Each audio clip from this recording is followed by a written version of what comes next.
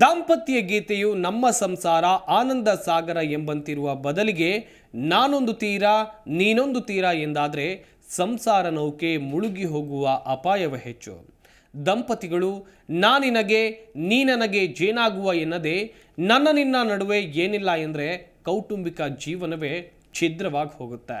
ಜೋಡಿಗಳ ಹೊಂದಾಣಿಕೆ ಕೊರತೆ, ವೈಯಕ್ತಿಕ ಸಿಟ್ಟು, ಅಸಹನೆ, ಈಗೋ, ಮಿಸ್ಅಂಡರ್ಸ್ಟ್ಯಾಂಡಿಂಗ್ ಕಾರಣದಿಂದಾಗಿ ಒಲವ ಬದುಕು ಅನುರಾಗ ಮರೆತು ಭಿನ್ನಾಭಿಪ್ರಾಯದ ಗೋಡೆ ನಿರ್ಮಿಸಿಕೊಂಡಿರುತ್ತೆ. ಇದು ಸಂದರ್ಭದಲ್ಲಿ ಒಂಟಿತನ, ದಾಂಪತ್ಯ ವಿರಸವನ್ನ ಮೂಡಿಸುತ್ತೆ.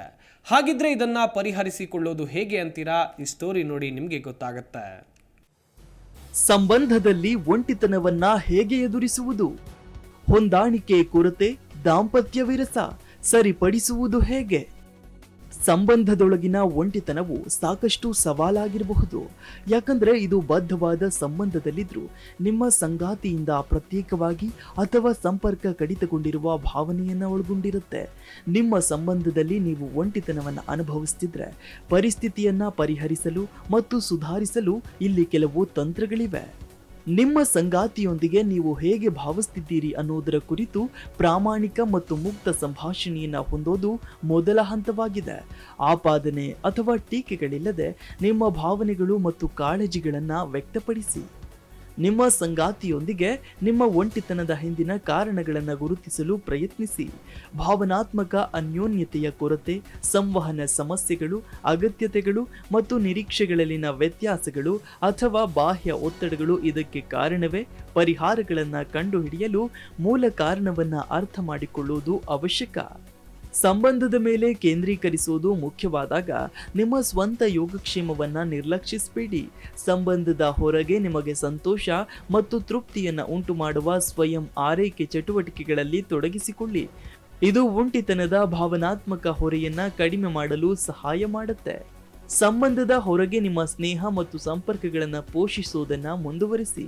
ಸಪೋರ್ಟಿಂಗ್ ಸಿಸ್ಟಮ್ ಹೊಂದಿರೋದು ಭಾವನಾತ್ಮಕ ಸೌಕರ್ಯವನ್ನು ಒದಗಿಸುತ್ತೆ ಮತ್ತು ಒಂಟಿತನದ ತೀವ್ರತೆಯನ್ನ ಕಡಿಮೆ ಮಾಡುತ್ತೆ. ಒಂಟಿತನ ಸೇರಿದಂತೆ ಸಂಬಂಧದ ಸಮಸ್ಯೆಗಳನ್ನು ಪರಿಹರಿಸಲು ಸಮಯ ತೆಗೆದುಕೊಳ್ಳಬಹುದು. ಈ ಭಾವನೆಗಳ ಮೂಲಕ ನೀವು ಒಟ್ಟಿಗೆ ಕೆಲಸ ಮಾಡುವಾಗ ನಿಮ್ಮೊಂದಿಗೆ ಮತ್ತು ನಿಮ್ಮ ಸಂಗಾತಿಯೊಂದಿಗೆ ತಾಳ್ಮೆಯಿಂದಿರಿ. ಕೆಲವೊಮ್ಮೆ ಪ್ರಯತ್ನಗಳ ಹೊರತಾಗಿಯೂ ಇಬ್ಬರು ವ್ಯಕ್ತಿಗಳು ದೀರ್ಘಾವಧಿಯಲ್ಲಿ ಹೊಂದಿಕೆಯಾಗುವುದಿಲ್ಲ. ಸಂಬಂಧವನ್ನ ಸುಧಾರಿಸಲು ಪ್ರಯತ್ನಿಸುತ್ತಿದ್ರು ನಿಮ್ಮ ಒಂಟಿತನವು ಮುಂದುವರಿಯುತ್ತೆ ಅಂತ ನೀವು ಕಂಡುಕೊಂಡ್ರೆ ಸಂಬಂಧವು ನಿಜವಾಗಿಯೂ ನಿಮ್ಮ ಭಾವನಾತ್ಮಕ ಅಗತ್ಯಗಳನ್ನ ಪೂರೈಸ್ತಾ ಇದೆಯಾ ಅಂತ ಮೌಲ್ಯಮಾಪನ ಮಾಡುವುದು ಸೂಕ್ತ. ನಿಮ್ಮ ಸ್ವಂತ ವೈಯಕ್ತಿಕ ಬೆಳವಣಿಗೆ ಮತ್ತು ಗುರಿಗಳನ್ನು ಪ್ರತಿಬಿಂಬಿಸಲು ಒಂಟಿತನದ ಸಮಯವನ್ನ ಬಳಸಿಕೊಳ್ಳಿ.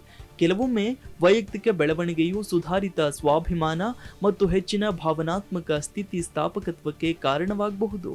ಇದು ಸಂಬಂಧವನ್ನ ಧನಾತ್ಮಕವಾಗಿ ಪರಿಣಾಮ ಬೀರುತ್ತೆ. ಸಂಬಂಧದಲ್ಲಿ ಒಂಟಿತನವು ಸಾಮಾನ್ಯ ಸಮಸ್ಯೆಯಾಗಿದೆ. ಇದರಲ್ಲಿ ಏನಾದರೂ ಗಮನ ಮತ್ತು ಹೊಂದಾಣಿಕೆಯ ಅಗತ್ಯ ಇದೆಯಾ ಅಂತ ನೋಡಿಕೊಳ್ಳಿ. ಮುಕ್ತ ಸಂವಹನ, ಎರಡೂ ಕಡೆಯ ಪ್ರಯತ್ನ ಮತ್ತು ಅಗತ್ಯವಿದ್ದಲ್ಲಿ ವೃತ್ತಿಪರ ಸಹಾಯದೊಂದಿಗೆ ಒಂಟಿತನವನ್ನ ಹೋಗಲಾಡಿಸಲು ಮತ್ತು ನಿಮ್ಮ ಸಂಗಾತಿಯೊಂದಿಗೆ ನಿಮ್ಮ ಸಂಪರ್ಕವನ್ನ ಬಲಪಡಿಸಲು ಸಾಧ್ಯವಿದೆ. ಪ್ರತಿಕ್ಷಣದ ಸುದ್ದಿಗಾಗಿ Zee Kannada news app download ಮಾಡಿ. Live TV, latest updates, entertainment, lifestyle, technology ಸುದ್ದಿ ನಿಮ್ಮ ಅಂಗೈಯಲ್ಲಿ.